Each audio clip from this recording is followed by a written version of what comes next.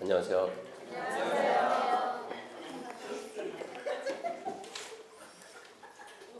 자, 오늘은 건축법 할 차례입니다.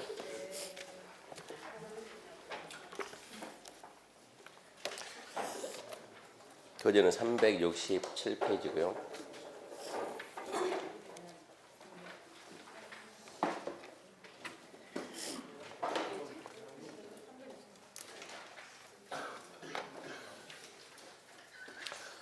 노트는 41페이지입니다.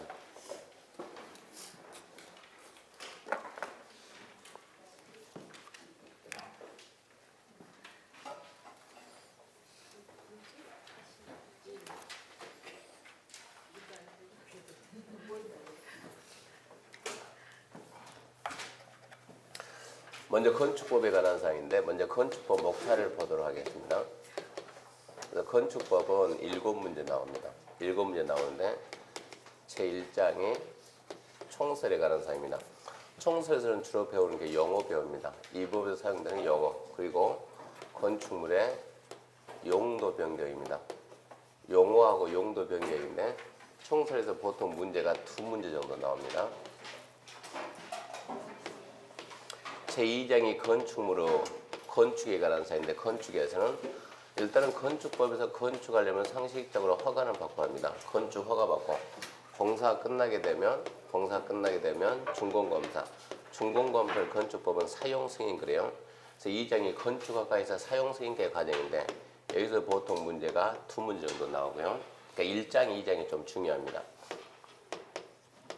3장이 건축물의 유지 관리에 관한 사항, 유지 관련 출제 가능성이 거의 없어요. 그러니까 6월 달쯤에 한번 해보고 4장이 대지하고 도로에 관한 사항입니다. 대지 및 도로에 관한 사항인데 문제가 안 나올 때도 있고 한 문제 나올 때도 있고 5장이 건축물의 구조하고 구조 재료 등 그러는데 대부분 한 문제가 나옵니다. 6장이 지역지구 안의 건축물입니다. 국토계획법에서 어떤 지역지구 안의 건축물인데 이 지역지구 안의 건축물에서는 여기서는 각종 면적입니다. 대지면적, 건축면적, 바다면적, 연면적 면적 산정하는 방법을 배우고 또 우리나라의 건축물의 높이이자입니다. 건축물의 높이이자 이런 내용들이 나오는데 보통 문제가 한 문제 많이 나오면 2문제 정도 봐야 되고 그리고 7장 해가지고 이제 기타 해가지고 기타에서 내용들이 여기는 뭐가 있냐 그러면 여기에서는 이제 건축협정이라는 제도도 있고 또 특별건축구역입니다. 특별건축구역 이런 제도도 있고 또 여기는 분쟁조정입니다. 분쟁조정 이런 제도도 있고 그리고 이행강제입니다. 이행강제 이런 제도가 있는데 문제는 뭐 안 나오든가 한 문제 나오든가 그러니까 내용은 잔뜩 있어요. 이렇게 해가지고 7문제 나오면 목표는 4문제를 목표로 잡고 시작합니다. 그러니까 건축법 특히 1장, 2장이 중요하고 1장, 2장, 6장 얘를 갖다 집중 공략을 해야 돼요. 근데 건축법은 다른 법은 여기 있는 1장부터 내용이 연결이 돼서 쭉 나가는데 연결이 되니까 위를 아래와 밑을 할 수 있는데 건축법은 연결되지 않습니다. 내용들이 전부 다 하나씩 분리됩니다. 그러니까 영어 따로 배우고 용도 따로 전부 다 분리되니까 연결의 필요성은 없습니다. 그러니까 순서 모르더라도 뭐 큰 상관은 없습니다. 이해하는데 별 지장은 없고요. 그럼 이제 책 들어가가지고 책 보게 되면 노트 42페이지 펴놓고 시작합니다. 노트 42페이지 펴놓고 책을 하게 되면 책 368페이지입니다. 368페이지 1번 법 제정 목적에 관한 사항인데 건축법 목적은 그냥 공공복리 증진입니다. 공공복리 증진이다. 넘어가고요. 자 2번 용어 정의입니다. 2번 용어 정의에 관한 사항인데 여기 있는 용어는 뒤에 가게 되면 그 내용들이 다시 한번 쫙 나옵니다. 그러니까 그때 가서 하기를 하고 일단은 용어는 나중에 다시 다 나오니까 넘기기를 하고 372페이지가 372페이지 오면 2번 건축법의 적용 대상입니다. 1번 적용 대상물. 그래서 노트 42페이지 보면 맨 위에 1번 건축법의 적용 대상 나올 거예요.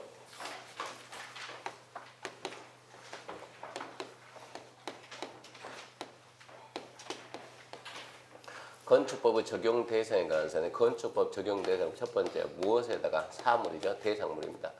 무엇에다 그러면 첫 번째 건축물 건축되는 대지에다, 두 번째 건축법이니까 건축물에다가, 세 번째 건축물 안에 설치하는 각종 설비에다, 네 번째 옹벽 등 일정한 공작물, 네 가지 것들에다가 건축법을 적용하는 거예요.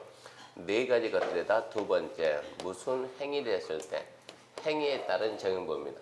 네 가지 것들에다 무슨 행위를 했을 때 첫 번째 건축행위, 두 번째 대수선행위, 세 번째 용도 변경, 이런 행위를 했을 때, 세 번째 어디서 지역에 따른 법인데, 지역 그러면 어디서 그러면 어디입니까? 당연히 전국이죠. 전국.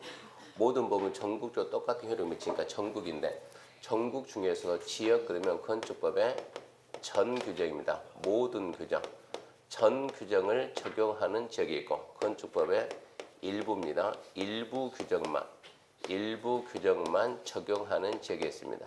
그래서 전 규정 적용적, 일부 규정 적용, 이렇게 구분하게 돼요. 건축법은 첫 번째 무엇에다가, 두 번째 어떤 행위를 했을 때, 세 번째 어디, 이렇게 구분해요. 문제는 이제 내용을 분리시키는 게 대지 따로, 건축물 따로, 설비 따로, 공작물 따로 연결한 것이 아니고 전부 다 하나하나 분리시키니까 그냥 각계 격파한다 생각하는 게 좋아요. 먼저 1번에 건축물 나옵니다. 건축물이란 미리 말하지만 건축물의 별로 중요하지는 않습니다.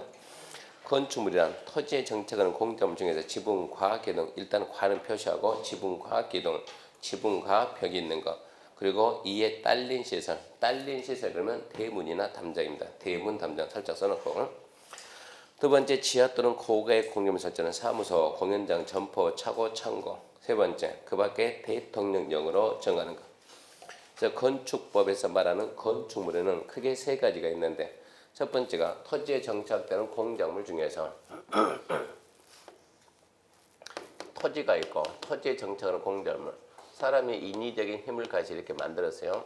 공작물이라는 것은 인간이 인공적인 힘을 가해서 만드는 것, 제작한 것, 이 모든 걸 보고 우리는 공작물 그럽니다. 인간이 인공적인 힘을 가해서 만든 모든 것은 공작물인데, 세 개 다 만들어놨으니까 셋 다 공작물인데, 그 중에서 지금 얘는 기둥만 있고 얘는 지붕하고 기둥이 있고 지붕하고 벽이 있어요.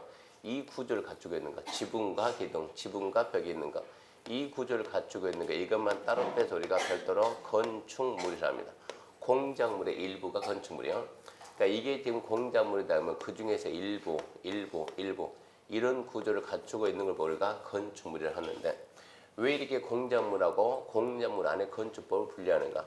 이 건축물이면 지금 설명하고 있는 건축법의 적용 대상이 되고, 건축법 적용한다 그 말은 공작물이면 건축법으로 규제한다 이 얘기가 돼요.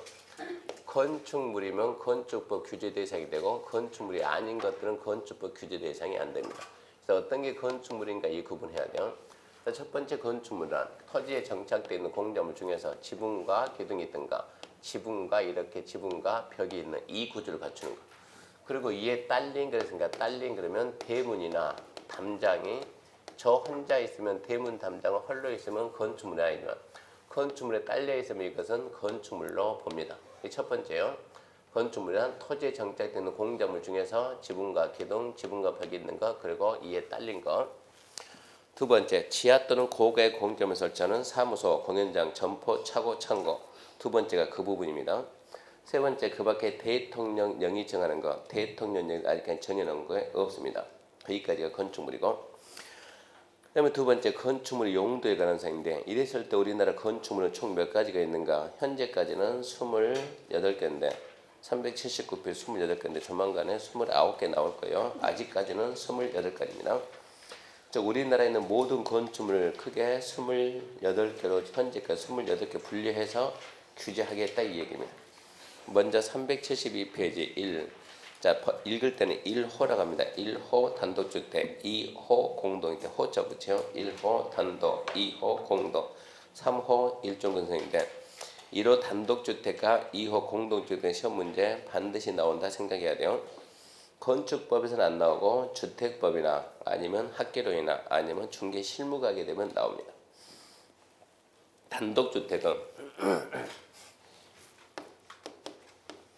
자, 주택은 단독주택이 있고 두 번째 공동주택인데 단독주택은 크게 네 가지입니다.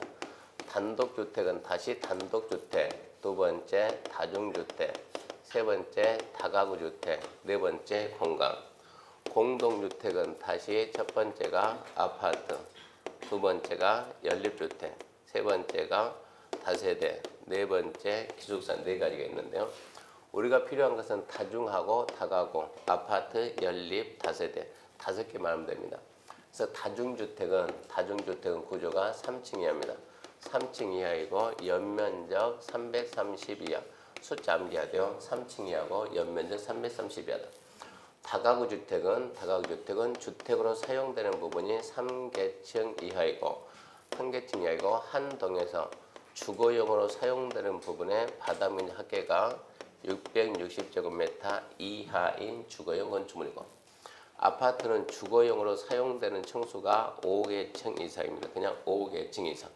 연립은 주거용으로 사용되는 게 4계층 이하이고 다세대도 4계층 이하인데 연립은 한 동에서 주거용으로 사용되는 부분에 바닥면 합계가 연립은 660을 초과하고 다세대는 똑같이 한 동에서 주거용 사용되는 부분에 바닥면 합계가 660 이하면 다세대. 그러니까 숫자 5개는 반드시 암기해야 돼요. 제가 암기해 놓고요. 그다음에 이제 3호 보면 일종근생입니다. 3호 일종근생 넘겨보면 4호가 이종근생. 그럼 근린 이웃하는 가까운 데 있는 생활시설이 근린 생활시설입니다. 먼저 일종근생 보면 일종근생의 1번입니다. 식품, 잡화, 의류, 완구, 서적, 건축자재, 의약품, 의료기기 등 일용품을 판매하는 소매점에서 줄 거 봐요. 소매점. 밑에 숫자가 소매점 쓰이는 부분에 바닥면 합계가 1000 미만인데 1000 숫자는 필요가 없습니다. 소매점입니다. 소매점. 여기서 이제 문제 이 부분을 어떻게 공부할 건가 먼저 봐야 되는데 첫 번째 소매점이 나오는데 소매점으로 쓰이는 부분은 바닥면 합계가 1000제곱미터 미만이다. 소매점이 1000제곱미터 미만이면 일종 근린 생활시설이고 뒤로 한 장 넘겨보세요. 7번 보면 7번에 판매입니다. 판매 해가지고 동그라미 1번, 2번, 3번에 상점 해가지고 상점 다음 요건 어느 하나에 해당하는 것 넘겨보면 기업 식품, 잡화, 의류, 완구, 서적, 건축자재, 의약품, 의료기기 등 일용품을 판매하는 소매점입니다. 소매점으로서 일종 근생에 해당하지 않는 것.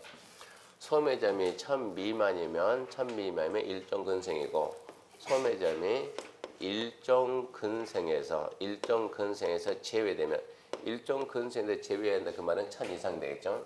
그때는 얘가 뭐로 갑니까 하면 판매로 갑니다. 그럼 우리는 공부할 때 어떻게 하냐. 소매점은 1000 미만이면 일종 근생이고 1000 이상이면 판매된 것이 아니고 일종에서 제외되면 판매가 돼요. 그럼 결론적으로 소매점은 개념을 어디서 잡았냐 그러면 얘가 먼저 잡았죠. 소매점 1000 미만이면 일종 근생이다. 그러니까 소매점이 시험에 나오면 숫자 신경 쓰지 말고 일종 근생이 나오지 소매점은 판매에서는 안 나와요.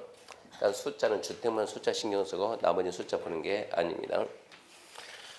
하나 더 예를 들어 줄게요. 이종 근생 보게 되면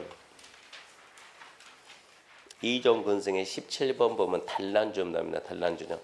단란주점 같은 건물에 해당 용도를 쓰는 바닥면 합계 150 미만이면 이종 근생이고 377페이지 16번 위락 봐요. 위락의 1번 보면 단란주점 나옵니다. 단란주점이 이종근생이냐 위락이냐 그러면 단란주점의 바닥면 합계가 150 미만이다 그러면은 제2종 근린 생활시설이고 단란주점이 150 이상 안 그러고 2종에서 제외가 되면 그것은 위락이다. 이러고 개념 잡았으니까 단란주점은 먼저 2종 근생이 그 개념을 잡았으니까 2종 근생에서 나와도 위락에서는 안 나와요. 그러니까 그런 식으로 공부를 해야 돼요. 먼저 잡는 쪽이 나옵니다. 자, 그러면 이제 숫자는 372페이지 1 단독하고 2호 공동주택 숫자 남기하시고 자, 1종 근생부터는 이제 숫자 필요가 없습니다.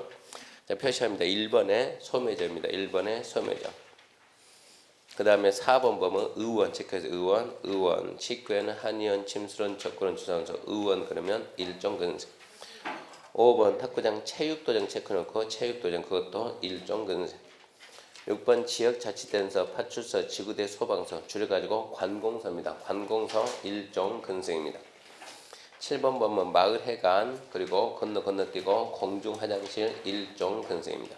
그래서 일종 근생은 주로 그것들이 나니까 거기다 신경 써야 돼요. 첫 번째가 소매점, 두 번째가 의원, 세 번째 탁구장 체육도장 체크하고 그 다음 네 번째가 관공서 체크하고 다섯 번째가 마을 해관과 공중 화장실 주로 그것들이 나오고 나머지는 스스로 읽어야 돼요. 읽어보면서 그 네 가지는 더 신경 쓰라 이 얘기고요. 이종근생입니다. 이종근생 1번 공연장에서 체크합시다. 극장영화관 극장영화관은 이종근생. 쭉 내려오게 되면 나머지는 스스로 집에서 읽어보고 쭉 내려오면 9번입니다. 9번 일반 음식점 일반 음식점 이종근생. 10번 장의사 동물병원 체크하고요. 장의사 동물병원 이종근생. 11번 학원 체크하고 학원은 이종근생인데 가론에 자동차학원하고 무도학원은 제외한다. 그게 주입니다. 자동차학원과 무도학원은 이종근생이 아니다. 그러면서 학원은 면적이 500이죠. 500 미만일 때 이종근생입니다. 그 다음에 14번 보게 되면 14번에 부동산 중개사무소 부동산 중개사무소도 이종근생. 15번에 다중생활시설도 이종근생인데 다중생활시설은 바로 밑에 보면 고시원업 그랬죠. 다중생활시설은 옛날에는 고시원 그랬는데 지금 명칭을 고시원 명칭이 다중생활시설 바꿨어요. 그러니까 다중생활시설은 이종근생이고 17번 단란점 표시하고 18번 안마실서 노래점장 이종에서는 주로 그것들이 잘 나옵니다. 1번에 극장영화관 그리고 9번에 1번에 있죠.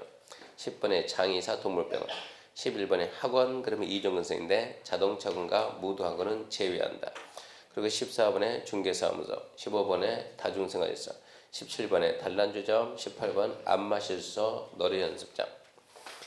그 다음에 5번 문화집회입니다. 문화집회에서는 3번입니다. 경마장, 경륜장, 자동청기장 그걸 갖다 우리가 관람장 가서 보고 즐기는 관람입니다. 관람.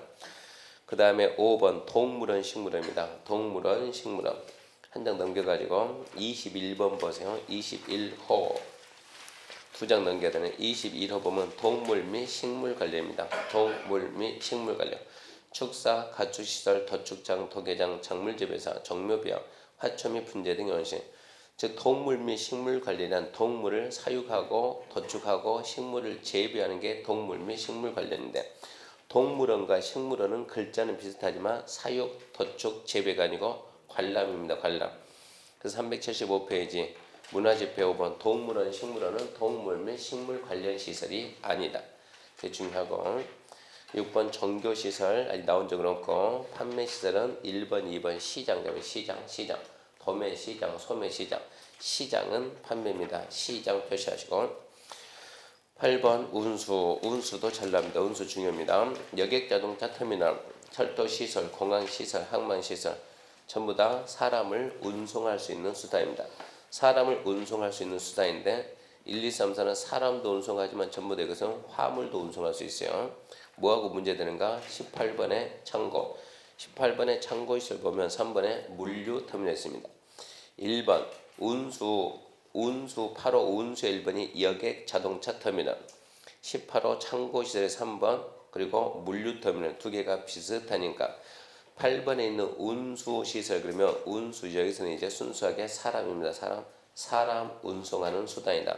화물까지 보지 말고 사람 운송수단 첫 번째 버스 그러면 여객 자동차 터미널 철도 공항 항만 물론 화물도 운송하겠지만 사람 운송 수단인데 그렇게 알아놓고요. 그 다음에 의료시설 의료 중요 잘 나와요. 간판이 병원입니다. 병원 종합병원, 치과병원, 한방병원, 정신병원, 요양병원, 격리병원 그게 병원 그러면 의료입니다. 병원 의료시설이고 의원 일종 근생이고 동물병원 이종 근생 세 개 구분할 수 있어야 돼요. 간판이 무슨 병원 그러면 의료시설 의원 그러면 일종 근생 동물병원 이종 근생 구분해야 되고 10번 교육연구는 아직 출제된 적이 없고 노유자도 된 적 없고 수련에서는 3번 유수호 서텔 잡아놓고 13 운동도 있고 14 업무가 있는데 업무 1번 보게 되면 아까 관공서 규모가 작은 것들은 일종근생이고 큰 것들은 전부 다 업무가 됩니다. 업무에서는 2번 일반 업무시설의 니은 오피스텔입니다. 오피스텔은 업무시설 주거도 아니고 숙박도 아니고 업무다. 오피스텔은 업무다로 놓고 15번 숙박이 있고 16번 위락인데 위락에서는 2번입니다. 유흥주점 4번 무도장 무도학원 그러니까 학원 그러면 2종 근생인데 자동차학원과 무도학원은 제외가 됐어요. 그래서 무도학원은 위락이고 5번 카지노도 위락입니다. 17 공장 18 창고 창고에서는 3번 접어야 돼요. 물류터미널은 운수가 아니고 창고다. 물류터미널은 운수가 아니고 창고. 그 다음에 19 위험물 저장 밑에서 1번 주유소 표점 주유소 나머지 읽어보시고 주유소 20번 자동차 관련 시설에서는 7번 운전학원 정비학원 운전학원 정비학원 이게 자동차고이죠. 자동차고는 2종 근생이 아니고 자동차 관련입니다. 21번 동물 및 식물 관련에는 동물원과 식물원이 없다 기억하고 동물원 식물원이 없습니다. 22번 자원순환 관련 시설 23번 교정 및 군사시설 24번 방송통신 25 발전 26 묘지 관련 27 관광휴게인데 관광휴게에서는 1번 야외음악당 2번 야외극장 그게 잘 나와요. 28번 장례식장 장례식장은 의료시설에 부수되는 시설을 제외한다고 했으니까 종합병원 지하에 있는 장례식장은 의료시설이고 나홀로 있는 장례식장은 그냥 장례식장 그럽니다. 이렇게 해서 나머지 내용 한번 차분히 읽어보고 표시한 내용들이 중요하니까 거기다 신경 한번 더 쓰고요. 그게 건축물의 종류입니다. 종류. 그럼 이제 밑에 보면 3번 적용제입니다. 다음 어느 하나에 해당하는 건축물은 건축법을 적용하지 아니한다. 자 이런 얘기죠. 인간이 인공적인 힘을 가해서 만든 모든 걸 보고 우리가 공작물이라고 건축법은 공작물에 적용하는 것이 아니고 그 중에 일부를 갖다 빼가지고 우리는 건축물을 하고 건축물일 때만 건축법을 적용합니다. 근데 건축물 안에 다시 일부입니다. 건축물 안에 일부 건축물에는 건축법을 적용 안 합니다. 일부 건축물에는 건축물이지만 건축법을 적용하지 않겠다. 폐지한다. 그 건축법을 적용하지 않는 건축 뭐가 있는가? 얘가 출제 잘 되니까 이 부분을 암기해야 돼요. 첫 번째 문화재보호법에 한 지정문화재, 가정문화재. 첫 번째가 문입니다. 문. 두 번째 철도, 궤도, 선로부지 안에 있는 철길 안에 있는 운전보안시설, 철도, 선로 위아래 가려지는 보행시설, 플랫폼, 철도, 궤도, 섬용, 급유, 급수, 급탄시설 이거 다 철 그래요. 세 번째 고속도로 통행 있는 징수시설 얘는 고고 첫 글자만 따요. 네 번째가 컨테를 이용한 간접창고니까 컨 해가지고 건축법 적용하지 않는 건 4개 반드시 암기해야 돼요. 문, 철, 고, 컨 그럽니다. 문, 철, 고, 컨. 문 그러면 지정문화재, 가정문화재, 철도, 궤도, 선로부지 안에 있는 철길 안에 있는 운전보안시설, 철도, 선로 위아래 가려지는 보행시설, 그 다음에 플랫폼, 그 다음에 철도, 궤도, 섬용, 급수, 급유, 급탄시설. 세 번째 고속도로 통행로 징수시설. 네 번째 컨테를 이용한 간이한 창고인데 컨테를 이용한 간이한 창고는 산업직종 활성화 및 공장 설비에 관한 법률 규정에 따른 공장 용도로 사용되는 건축물은 대지에 있는 것으로 이동이 쉬운 거 해놓는다. 그 내용까지 짧게 해야 돼요. 컨테를 이용한 간이한 창고는 건축법 적용할 수도 있고 안 할 수도 있는데 산업직종 활성화 및 공장 설립에 관한 법률 규정에 따른 공장 용도로 쓰는 대지에 쓰면 이동이 쉬운 것 그러면 적용을 안 하고 그 조건을 못 갖추면 적용을 합니다. 그래서 문철고컨 반드시 암기해야 돼요. 문철고컨 건축법 적용하지 않는다. 그게 작년 시험 문제입니다. 거기까지가 건축물에 관한 사항이고 넘겨보세요. 넘겨보면 3번 대지가 나오는데 옆에 382페이지 4번 공작물이 납니다. 공작물 먼저 봅니다. 그 공작물 뭐냐 그러면 자 보세요 이제. 자 인간이 인공적 힘을 가해서 만든 모든 것은 공작물이다. 공작물이다 건축법 적용하지 않고 그 중에 일부를 갖다 빼서 우리는 건축물이라고 건축물이면 건축법 적용한다. 그러면서 건축물 안에 있는 이렇게 문, 철, 고, 컨은 건축물이지만 건축법을 적용 안 합니다. 건축물이지만 건축법 적용한다. 그 다음에 뭐가 나오냐 그러면 건축물을 제외한 공작물은 건축법 적용을 안 하는데, 자 이렇게 하게 되면 일부입니다. 일부. 공작물에서 일부 공작물, 전부가 아니고 일부 공작물은 다시 건축법의 전부가 아니고 일부를 다시 적용해요. 자, 일부 공작물은 다가 전부가 아니고 일부 몇 개 빼가지고 이것들은 해가지고 이것들은 건축법의 일부를 적용한다. 그래서 이런 공작물을 축조하려면 건축법에서 축조 신고하고 축조해라. 이게 건축법의 일부 적용받는 공작물인데, 이것은 이제 자주 출제되는 것이 아니까 6월 달에 보기라고 그런 내용이 있다는 거 알아야 돼요. 4번에 공작물 해가지고 381페이지 1번 대지를 조성하게 옹벽, 굴뚝, 광고탑, 고가수, 지하대표 그 밖에 이하 유상구서 다음의 공작물을 축조하려는 자는 대령이 정하는 바에 따라 특별자치시, 특별자치도, 시, 군, 구, 기초자치단체 업무를 보는 자에게 신고해야 된다. 그래서 신고 대상이 공작물이다 아닌 것은 이러고 나오니까, 근데 지금 뭐 10년 넘어가도록 안 나오고 있으니까 그것은 중요한 게 아니니까 6월달 가서 암기하기로 하고요. 그럼 다시 옆에 2번 이제 거기까지가 건축물이고 2번 대지입니다. 380페이지 2번 대지. 자, 대지란 건축법의 대지는 당연히 건축하는 땅을 대지라고 하는데, 대지 그러면 상식적으로 건축법이니까 건축물을 건축하는 토지를 보고 대지라고 하는데, 여기서 말하는 대지는 대지의 범위입니다. 어디서 어디까지를 하나의 대지로 볼 것인가. 여기서 대지 그러면 이것은 대지의 범위야. 대지의 범위. 대지의 범위다 그러면 하나의 대지입니다. 어디까지 우리는 하나의 대지를 할 건가. 이게 왜 필요하냐 그러면 대지의 범위가 확정이 돼야 우리는 대지 면적 곱하기 건폐율 하게 되면, 대지 면적 곱하기 건폐율 하게 되면 건축 면적을 계산합니다. 이랬을 때 대지 면적 어디서 어디까지를 대지라고 볼 거냐 이런 얘기입니다. 그래서 이 대지는 원칙은 한 필지입니다. 한 필지. 원칙은 한 필지를 하나의 대지로 하는데, 예외적으로 둘 이상 되는 필지입니다. 둘 이상 되는 필지를 하나의 대지로 하는 경우도 있고, 필지 일부입니다. 일부 필지를 하나의 대지로 이런 경우 있어요. 그러니까 이렇게 필지가 하나 있으면 원칙은 한 필지 이 전체를 가지고 하나의 대지를 봐주는데, 예외적으로 이렇게 필지가 4개 있다 그러면 당연히 대지도 4개인데 이 4개를 다 더해서 하나의 대지를 하는 경우도 있고, 하나의 필지가 있으면 전체가 하나의 대지인데 이렇게 하게 되면 한 필지 일부입니다. 일부만 가지고 하나의 대지를 하는 경우도 있습니다. 그게 대지에 관한 사항인데 뭐 출제는 자주 되지는 않습니다. 혹시나 합니다. 그래서 대지란 공간정보의 구축 및 관리 등에 관한 법률에 따라 각 필지로 나눈 토지의 줄급이다. 각 필지로 나눈 토지, 즉 한 필지가 하나의 대지입니다. 한 필지가 하나의 대지인데, 다만 대령이 정하는 토지는 둘 이상의 필지를 하나의 대지로 하거나 하나 이상의 필지 일부를 하나의 대지로 할 수 있는 경우도 있습니다. 먼저 나온 게 둘 이상의 필지를 하나의 대지로 할 수 있는 경우입니다. 둘 이상의 필지를 하나의 대지로 할 수 있는 경우. 1번부터 6번까지인데 답은 2번과 6번입니다. 2번, 6번. 나머지는 답이 없어요.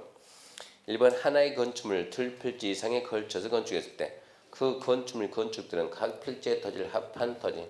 간단하게 필지가 여기 4개 있습니다. 필지가 4개 있으면 대지도 각각 하나의 대지 되는데, 이렇게 이 4개 필지에 걸쳐서 건축물 건축하면 합병을 안 했다. 필지는 4개입니다. 대지는 다 묶어서 하나 이런 얘기요. 2번입니다. 공간정보의 구축 및 관리에 대한 법률에 따라 합병이 불가능할 경우 다음 어느 하나에 해당할 경우 합병이 불가능한 필지의 토지를 합한 토지. 다만 체크합시다. 토지 소유자가 서로 다르거나 소유권의 권리관계가 다른 경우는 제외한다.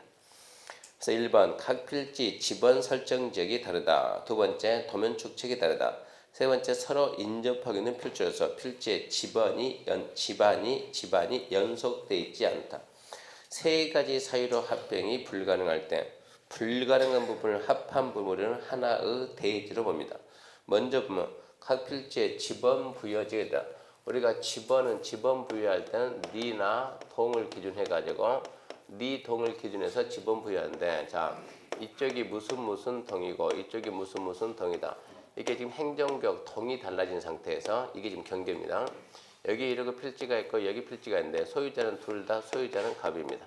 소유자는 둘 다 갑인데 이게 지금 공간정보의 구축법에 의해서 두 개의 필지를 합병할 수 있나 없는가? 우리나라에서는 합병이 안 돼요. 이게 동이 다르기 때문에 합병이 안 됩니다.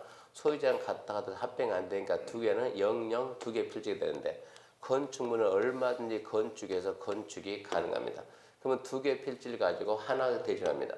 지번 설정 지역이 달라서 합병이 안 됐을 때 건축법은 더해가지고 하나의 대조를 볼 수 있는데 전제 조건은 소유권이 같고 소유권의 권리 관계가 같아야 된다. 그러니까 포인트는 거기에 있어요. 합병이 불가능해서 동그라미 1번, 2번, 3번 그게 함정이 아니고 함정은 소유자가 같고 소유권의 권리 관계가 같아야 한다. 그게 함정입니다. 3번입니다. 국토계획법 도시계획 시설이 설치되는 일단의 토지. 4번 주택법 사업계획에서 말하는 주택, 부대, 복리 건축은 주택단지. 주택단지 위에다가 아파트단지 써내 아파트단지. 그러니까 아파트단지 전체를 하나의 대지를 보고 5번 도로 지표 아래 건축하는 건축물 경우 특별시, 광역시, 특자지, 특자도, 시군, 구청장이 걔들이 허가권자가 도로 지표 아래 건축할 때 허가권자가 건축물이 건축되는 토지로 정하는 토지. 그러니까 도로 밑에 있는 지하상가입니다. 도로 밑에 있는 지하상가 전부 다 하나의 대지를 보고 6번 사용승인 신청할 때 둘 이상의 필지를 하나의 필지로 체크합시다. 합칠 겁니다. 합칠 거를 조건으로 건축을 하면 그 필지가 합쳐지는 토지. 다만 토지 소유자가 서로 다른 경우는 제외한다. 그것도 안 놓고 소유자가 서로 다른 경우는 제외한다. 이렇게 해가지고 여기에 3개 필지 있습니다. 3개 필지가 있는데 자 토지 소유자가 전부 다 갑이라고 합시다. 토지 소유자는 전부 다 갑이다. 갑이 여기에다 건축을 하겠다. 건축하려면 허가 받습니다. 허가 받고 공사 끝나게 되면 사용 승인 받습니다. 사용 승인. 갑이 허가 신청할 때 어떻게 허가 신청했는가? 일단 내가 건축하고 나중에 사용 승인 신청할 때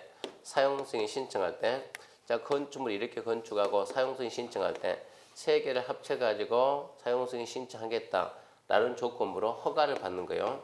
그러니까 허가 받은 시점에서는 합쳐지지 않았으니까 필지가 3개지만 이미 이렇게 지금 사용 승인 신청할 때 합쳐 가지고 신청하겠다라는 조건으로 허가만 받으면 3개 필지를 하나의 대지를 본다. 그러니까 지금 6번에는 포인트가 2개 있는데 첫 번째가 합칠 걸 조건으로 허가받은 거. 두 번째는 소유자는 같아야 한다. 함정이 2개예요. 사용승인 신청할 때 합칠 걸 조건으로 허가받은 토지인데 소유자는 같아야 한다. 그래서 함정은 2번하고 6번이 있으니까 나머지 읽어보고 2번, 6번을 좀 주의하고요. 그 다음 옆에 이제 2번입니다. 하나 이상의 필지 일부를 하나 대지한다. 하나 이상의 필지 일부 이런 얘기죠. 이렇게 지금 한 필지 가지고 있다. 전체가 하나의 대지인데 일부에 대해서만. 자 여기에 지금 한 필의 토지가 있습니다. 갑이 토지 가지고 있습니다. 갑은 농업이입니다. 농업인데 얘가 뭘 가지고 있냐? 농지. 농업인이 농지 가지고 있다. 얘가 지금 집이 없어가지고 자기 주택. 농업인 주택을 건축하겠다. 어디에다? 농지에다. 그러면 이 농지에다 전용 허가 받아야 돼. 농지 전용 허가 받는데 이 농지 면적이 얼마냐? 얘가 2,000제곱미터다. 2,000제곱미터인데 정지 전용 허가 신청하면 주택 부지로는 2,000 중에서 일부 600만 전용 허가 나오니까 일부 이렇게 해가지고 자 내가 600제곱미터만 전용하겠다. 농업인 주택 짓기 위해서 이렇게 해서 여기에다가 600만 전용허가 받으면 아직까지 분필이 안 됐지만 허가받은 이 부분만 미리미리 하나의 대지로 봅니다. 이런 얘기요. 그래서 1, 2, 3, 4 4개가 다 똑같아요. 하나 이상의 필지 일부에 대해서 1번 도시계획 시설 결정, 2번 농지 전용허가, 3번 산지 전용허가, 4번 개발행 허가 다 똑같은 뜻입니다. 도시계획 시설 결정, 농지 전용허가, 산지 전용허가, 개발행 허가. 함정은 5번입니다. 사용승인 신청할 때 나눌 것 조건입니다. 아까는 합칠 것, 이제는 나눌 것. 나눌 거를 조건으로 허가를 하게 되면 나눠지는 부분의 토지다. 자 이런 얘기죠. 자, 여기에다 건축을 하겠습니다. 건축하기 위해서 허가 받았습니다. 사용승인 신청할 때 자 신청자가 건축을 이만큼 해가지고 나눠가지고 이 부분만 가지고 사용승인 신청했다 라고 허가만 받았으면 아직까지 안 나눠졌지만 일부 마을이는 하나의 대지로 볼 수 있답니다. 정리하게 되면 대지란 건축물이 건축되는 토지를 대지인데 건축법에서 말하는 용어에서 말하는 대지는 하나의 대지입니다. 어디서 어디까지 하나의 대지를 하는가? 원칙은 한 필지를 하나의 대지를 하는데 예외적으로 둘 이상 필지를 하나의 대지를 할 수 있는 경우도 있고 일부만 가지고 하나의 대지를 할 수 있는 경우도 있다. 둘 이상 필지를 하나의 대지를 할 수 있는 경우는 함정이 2번하고 6번이고 일부를 하나의 대지를 할 수 있는 경우는 함정이 5번이다. 그렇게 정리하고요. 3번 건축 설비는 시험에 나올 만한 게 없습니다. 넘겨보면 이제 382페이지 적용 대상입니다. 이렇게 해서 이제 대상물 봤습니다. 첫 번째 대지 보고, 두 번째 건축물 보고, 세 번째 설비 보고, 공작물은 이 안에서 같이 봤어요. 두 번째는 적용 대상형입니다. 저런 것들에다 어떠한 행위를 했을 때 첫 번째가 건축입니다. 건축에는 신축, 증축, 개축, 재축, 이전 5가지를 묶어서 우리나라는 건축이라고 합니다. 건축. 신축이란 건물이 없는 대지에 건물을 처음 짓는 것. 부속 건물이 있는 대지에 주된 건물을 짓는 것. 두 번째 증축이란 기존 건물이 있는 대지에서 건축 면적, 연면적, 높이, 층수를 증가시키는 게 증축입니다. 개축이란 건축물의 전부 일부를 체크합시다. 철거하고 철거입니다. 철거하고 그 대지에 또 체크합니다. 정정 규모 이하로 쌓는 겁니다. 전부 일부를 철거하고 정정 규모 이하, 철거 그리고 정정 규모 이하입니다. 정정과 같은 규모 범위 내에서. 재축은 건축물이 천재지변 그 밖의 제에서 멸실됐을 때 그 대지의 정정과 같은 규모 범위에서 정정 규모 이하, 멸실되고 정정 규모 이하입니다.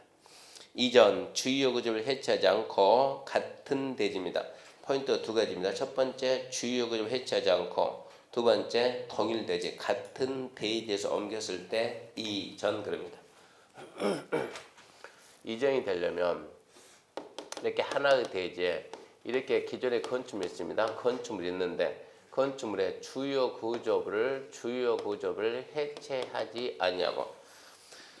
그럼 먼저 주요 구조부가 뭔가 좀 봐야 되겠네요. 건축물의 주요 구조부란 용어에서 주요 구조부를 좀 찾아봅시다. 용어에서 주요 구조부가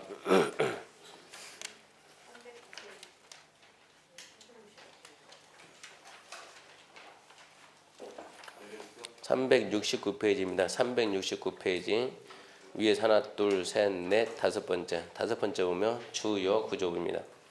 주요 구조부란 내력벽, 기둥, 바닥, 보, 지붕틀, 주, 계단을 말한다. 내력벽, 기둥, 바닥, 보, 지붕틀, 주, 계단. 다만 사익기둥, 치하층 바닥, 작은 보, 차양, 어객이다. 그 밖에 이하 유사한 것으로서 건축물의 구조상 중요하지 아니한 부분은 제외한다. 그러니까 주요 구조부는 중요합니다. 시험에 종종 나와요. 다음 중 주요 구조부인 것은 아닌 것은 그러니까 암기해야 돼요. 내력벽, 건물을 지탱하는 하중을 받는 벽, 힘 받는 벽, 그게 내력벽입니다. 두 번째 기둥, 세 번째 바닥, 네 번째 보 그러면 기둥 연결해서 잡고 있는 게 보입니다. 그리고 지붕틀, 주계단. 다만 사익기둥, 최하층 바닥 그러면 주요 구조지만 최하층 바닥, 그것은 꺼질 염려가 없으니까 주요 구조가 아니에요. 작은 보, 차양, 어개 계단, 그 밖에 이하 유사한 것으로서 구조상 중요하지 아니한 부분. 그러니까 주요 구조부는 결국 구조상 중요 부분. 건물의 뼈대, 골격이 주요 구조입니다. 내력벽, 기둥, 바닥보, 지붕틀 쪽에 대한 뭐가 있든가 그것은 암기해야 돼요. 그러면 다시 이전 가가지고 이전이 되려면 첫 번째 주요 구조를 해체하지 않고, 자, 이 건축물은 내력벽, 기둥, 바닥보, 지붕틀 쪽에 대한 해체하지 않고 두 번째 어디로 가야 돼? 그러면 같은 대지입니다. 그 대지에서 이렇게 옮겼을 때 이래야만 이전이 됩니다. 주요 구조를 해체하지 않고 같은 대지에서 옮기면 이전이 되는 거예요. 그러면 주요 구조를 만약에 해체하고 동일 대지에서 옮겼다. 이것은 이전이 아니고 이것은 개축입니다. 개축.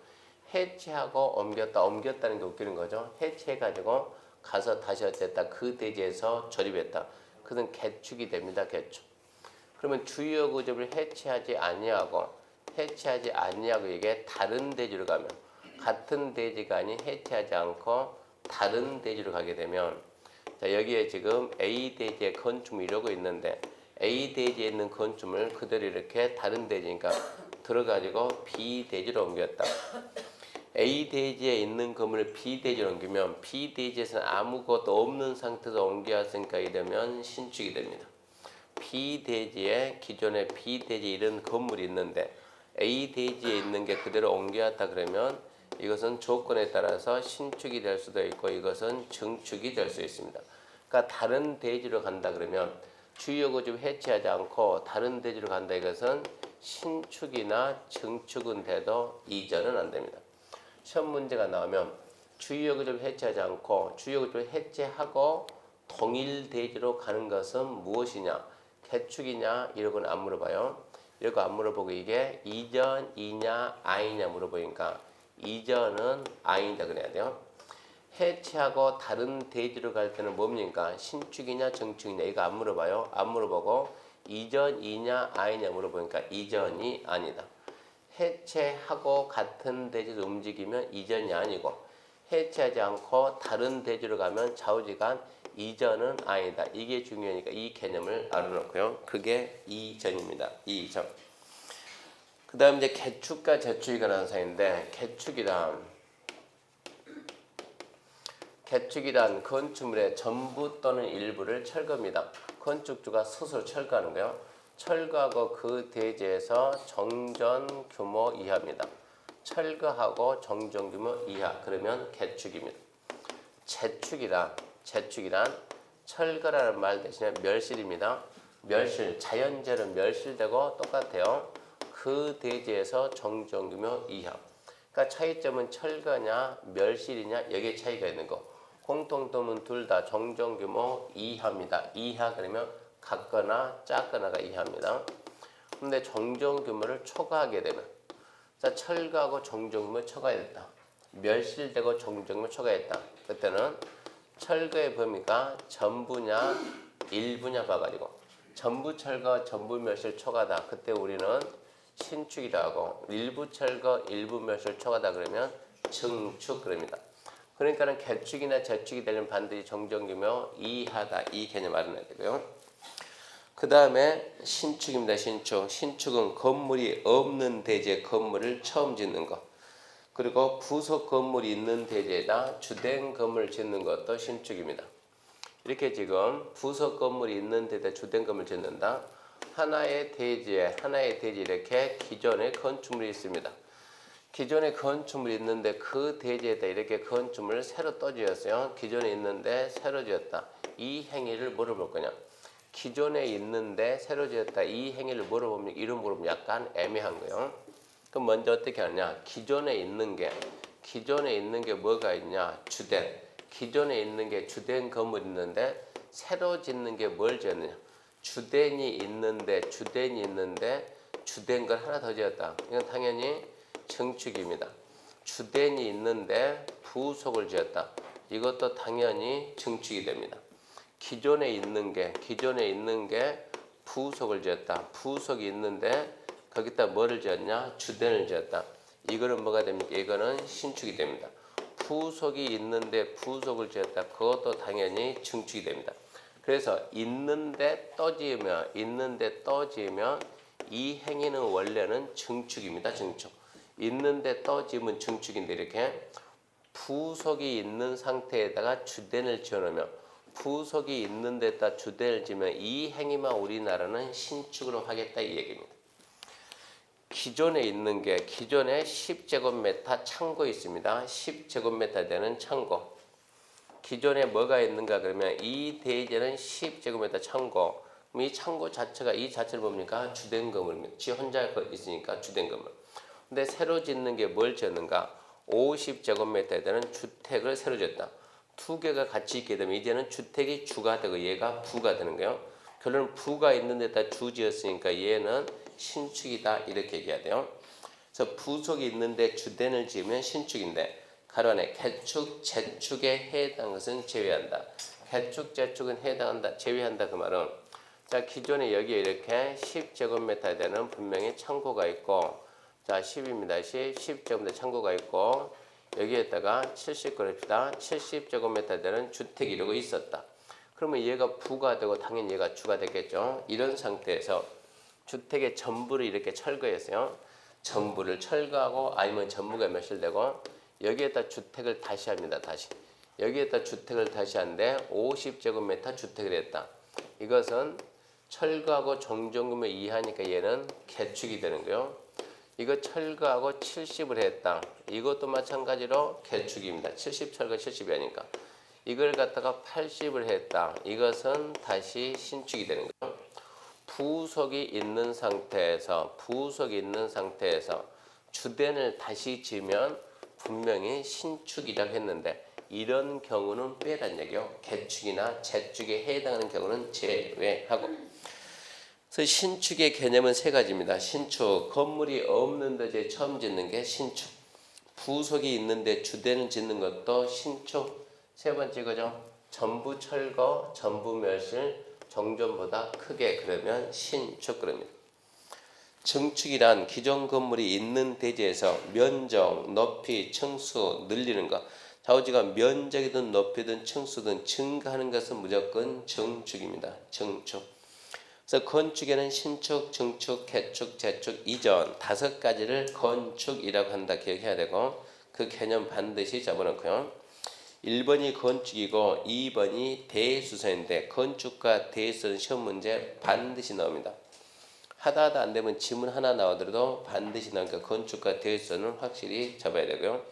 2번 대수선은 건축물의 기둥, 보, 내력벽, 주계단 등의 구조, 외부 형태를 수선, 변경하거나 증설하는 다음 어느 하나에 해당하는 것으로서 체크합시다. 증축, 개축, 재축에 해당하지 않냐는 즉 건축에 못 미치는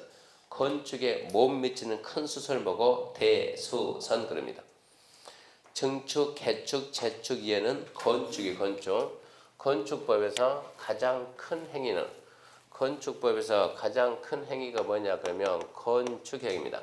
건축에 못 미치는 큰 행위가 대수선, 대수선에 못 미치는 작은 행위가 수선 그럽니다. 그러니까 건축과 대수선은 국가가 규제를 하겠다는 얘기고 수선은 국가가 규제를 안 합니다. 규제 안 하는 거요.